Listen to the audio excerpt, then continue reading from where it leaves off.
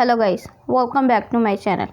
Today in this video I will show you how to fix volume turn down notification on iPhone in iOS 14.4.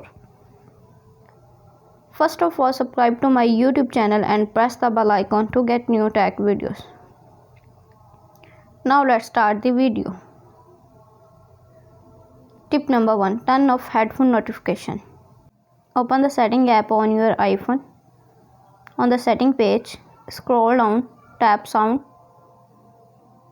tap headphone safety, turn off headphone notification. Tip number 2. Check your software update. Open the setting app on your iPhone. On the setting page, scroll down, tap journal. On the journal page, tap software update. Software update is available. Tap download and install to upgrade the iOS. Thanks for watching this video.